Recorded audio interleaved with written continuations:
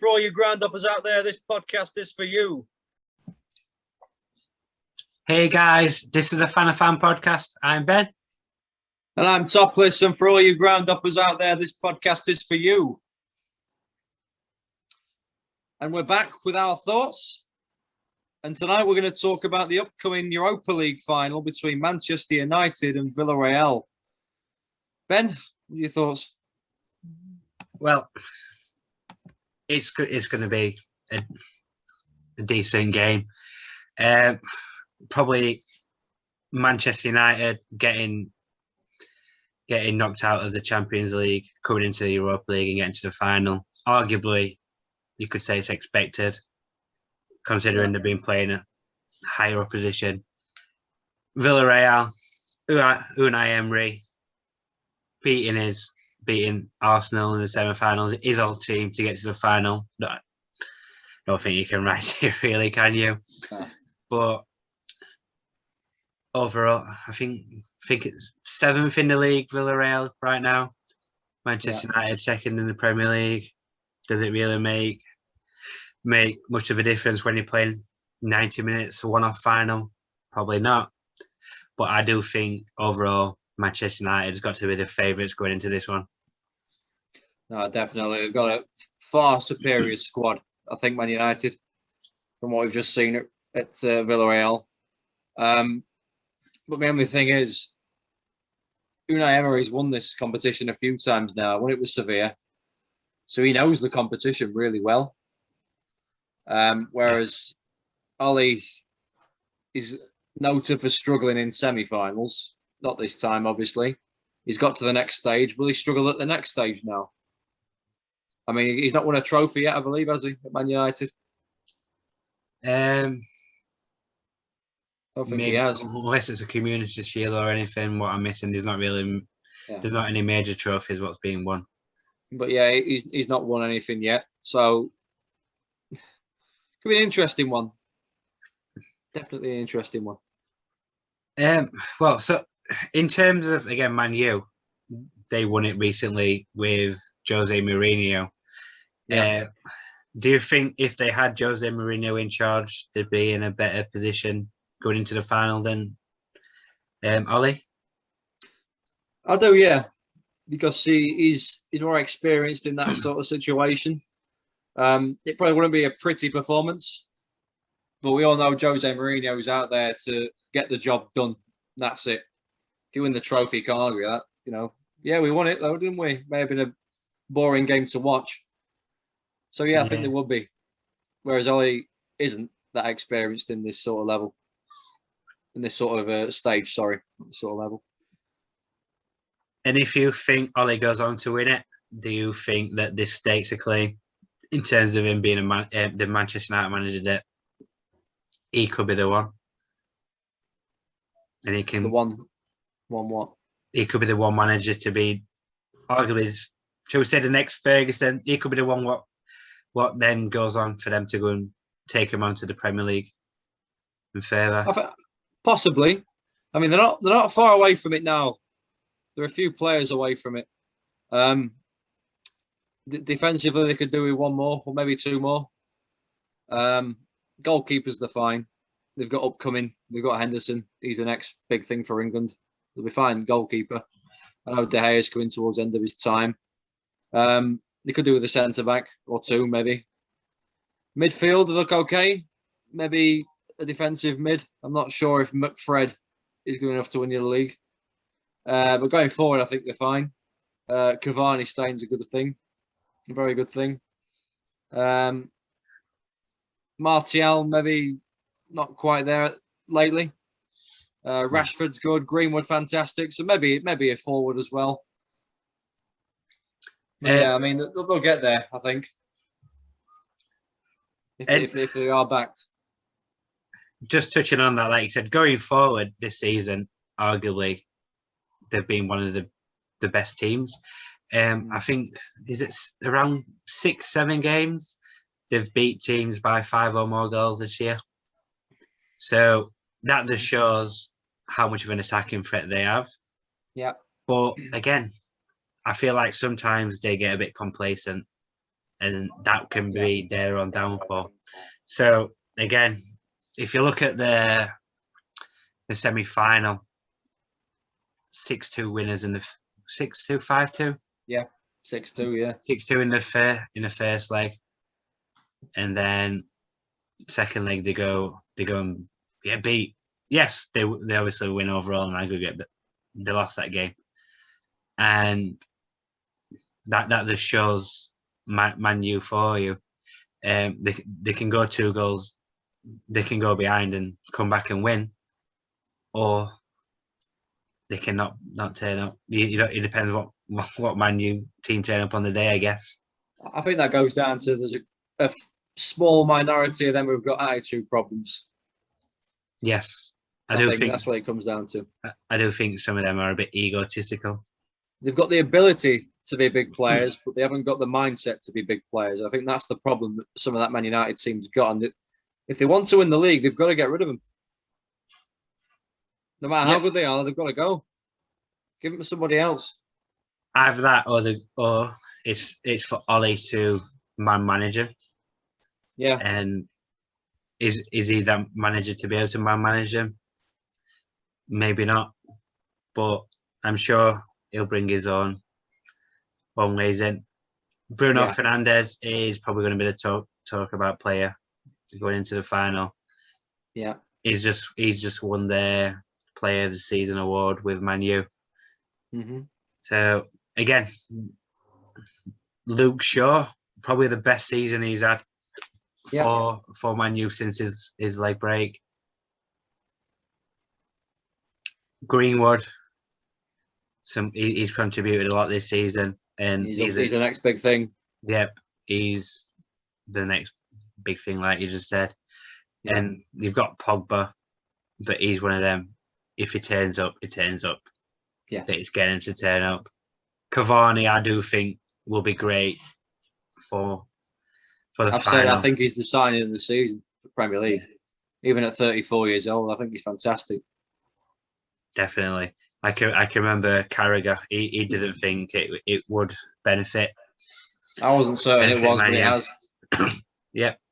And again, he's made that number 9 role his own. He had to fight for it, and he's done it. Yeah, definitely.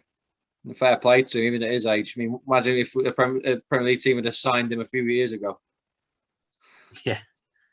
Honestly. Well, he's always been linked with the Premier League, but yeah, he's a bit like the Karim Benzema. Every season gets linked away from the club and linked with a Premier League move, but it never happens. But obviously, it finally did happen for Cavani. A lot of people, like you said, maybe thought it was a bit too late at 34, but he's had a decent season. And will he continue that next season with his 1 year extra contract to what he's got? We'll give him a sniff at goal, and he will do. Just look at the goal he scored the other night against Fulham. Yeah. Absolutely brilliant. Can't give him a sniff. It's a shame he's at Colombia. Let's not get into that. From near there, anyway. But again, like you touched on, with Man U's quality, you don't think Villareal's got this quality, but who do you think their standout players will be to help them potentially win the final? Well, there's some former names in there that we're all aware of. Francis Coquelin of Arsenal, Alberto Moreno, Liverpool, Raul Albiol, ex-Napoli, Real Madrid, Paco Alcácer. Maybe he might be one of them. So there's a few in there, but they were never huge in England, the ones that were there. Raul Albiol was a big player. He was a big name. But, it goes down to that. Are they a hard-working team? Because, I don't really see Arsenal trouble them at all in the semi-final. Hardly. I mean, I think they hit the post, Arsenal did, but that was it, really. So I think it comes down to hard work with them, maybe. That's why they've got so far, and maybe down to Unai Emery's knowledge of the competition. And, we look at teams like Atlanta in the Champions League going all that way last season. we don't know any of their players, do we? No. So we can never be sure. And again, this is the thing. The finishing 7th in La Liga. Would you say that? Would you say that's about right? I mean, then again, last time Man United won the Europa League with Mourinho, they finished around there, didn't they? Yeah. So, is that the reason why they're down there? Have they been up there and just recently they've been resting players for the final? They've shot down a little bit. I've not kept in contact with the La Liga results lately, so we can't be sure. We don't know what kind of season they've had domestically. Yeah. But the fact that they've got all this way shows that they have got something about them. And like you said, is that down to Emery knowing the competition?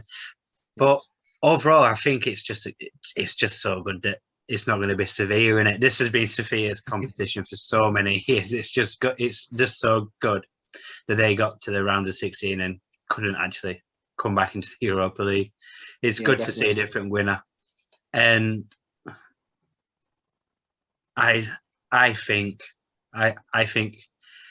it's going to be a harder game than what a lot of people think, because it all depends if Manchester United's team turns up.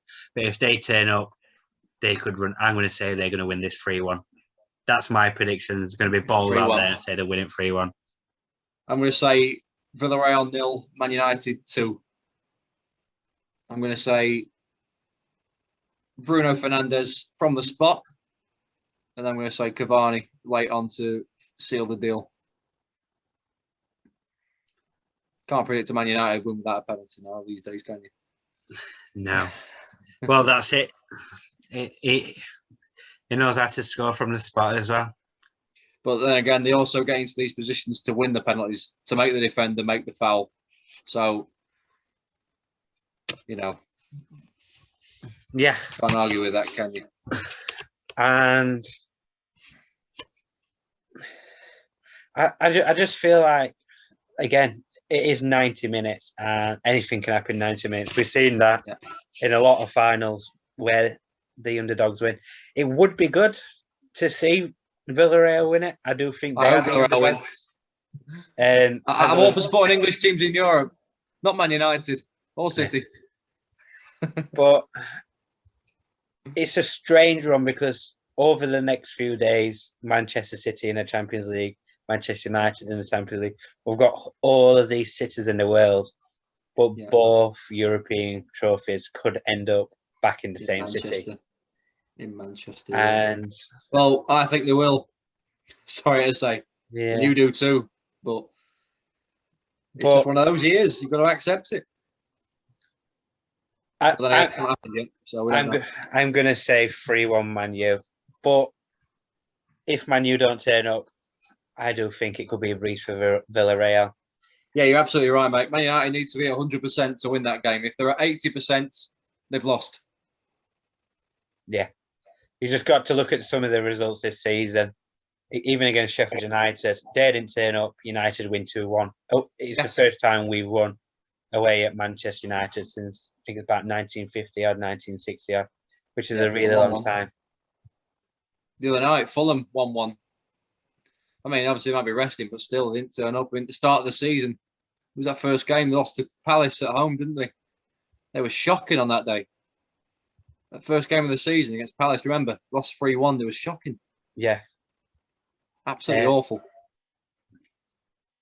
And that's the United for you. You don't know what you are going to get. No. But they've had a decent season. They've had a good season. Because they have definitely a lot better than since they've had over these last few years. Definitely, they've been back in the title race for a short period. Yeah, albeit, but still, they're up there. But with how strange the Premier League season's been, in terms of there's been so many different people who's been at the top of the table, whether that's for a few days or for a few weeks. I do think they've done well. They have done well. Finish second. They're going to finish second. And I think they've done well to do it this season. He has. So, you said that you think it's going to be a penalty kick. Yeah. What do you think is going to be underlying moment in the final? What do you think is going to give it Man U? What's going to make it their cup? I just think they're going to get. I just think they'll override Villareal with the quality in the team. That's what I think. I think Man United will just end up they'll end up on top. They'll get a penalty midway through the first half. Maybe I'm just predicting here. They'll score and then Villareal commit them and they'll hold firm. That's my opinion. Am I right in saying VAR is going to be in the final? I hope not. I don't want to see any controversy. I mean, I think we're all fed up with VAR's controversy this season because it's not been good. Yeah, I mean, I was happy. I was happy that Chelsea's goal was ruled out for offside in the FA Cup final, but I watched it back and thought, how can any lino give that in normal time? He's not offside. He's like, well, there's a line. Look, he's just a little bit past it. You can't give that. This is the thing as well. Is that the correct freeze frame on where his boot has touched that level ball? So with stuff like that, it is so close, whether it's onside or offside. And I've always said, if you're having to get the lines out, you've got to give the benefit of the doubt of what the referee's on-field call was. So if he says if he got flagged for offside, it's offside. But then again, this is the thing now. The rule is that linesmen, the officials. I'm not going to say linesmen. It's not the correct term anymore. The assistant referee. The assistant shouldn't be flagging for offside because it interrupts the play. So what are they there for? If you're going, so it means you're going to have to get the lines out to check if it's offside. But I always feel like it should be the on-field referee decision without having to look at the lines. But sometimes it works, sometimes it doesn't. I've always said with this VAR, sorry, but I've always said with this VAR, especially when it comes to offsides, if a lino can't see it clearly, you can't give it. This is why I'm really in favour of this Arsene Wenger rule coming in. Any part of your body that you can score with is onside, you're onside, because that goal on Saturday in the FA Cup final should have been the Chelsea equaliser, in my opinion. A lino can't give that in normal time. Yeah, you never seen a decision like that offside at a non-league match. You wouldn't have seen that. You wouldn't have seen that the other week on a Saturday afternoon. Yeah, and this is the thing again. You got to look at all those Chelsea fans what were celebrated. You got to look at Chilwell who were celebrated, and a few minutes later, Leicester's celebrating because it's not a goal. Yeah, and yes, it probably a bit bittersweet because it was Chilwell what got into that position, and Morgan just come onto the field to be the experienced leader. It bouncing off him and going in, but yeah, going back to the Europa League, I hope. I'm not too sure if VAR is in it, but I hope if it is in it. Well, I mean, VAR has been okay in Europe. It's been okay in Europe. It's a lot more. It's done a lot quicker. It doesn't take ages like it does in the Premier League, so I don't think it will be too much of an issue. But you never know, do you? No, this is the thing. You do never know. I'm still not sure that was handball in the World Cup final that was VAR checked. You know what I mean? So yeah, we can never be sure. Right. So just before we wrap it up, I've said 3-1. You've gone for 2-1. Who's going to be the man of match? Oh, sorry. 2-0. 2-0. Who's going to be the man of match of this game? Because of the way I think the game's going to pan out, I'm going to go Luke Shaw. I'm going to go with a defender. Because I think all finals are going to be. I think this final's going to be a tight game. Most finals are. You very rarely get one that isn't. But I just think Man United will end up getting a goal midway first half and end up holding on. It'll be a masterclass in defence, I think. Yeah, that's my. I don't know. But I'm going to go for. I feel like it's going to be an attacking So it's either going to be a midfielder or a forward what's going to win it for Man U. But if you're going to look for the creative side, I'm going to go for Cavani, actually. I was going to say Bruno, but I feel like Cavani is going to score 2. Okay. And I think he's going to be the one what makes Manchester United lift this trophy. Okay. Right, guys. This has been our thoughts. We've gone for 3-1 and 2-0. If you have any different predictions, send them along, comment either below or send us a tweet on Twitter, and we can always compare. This has been the Fan podcast. Thank you and goodbye. Thank you very much. We'll see you next time. Ta-da.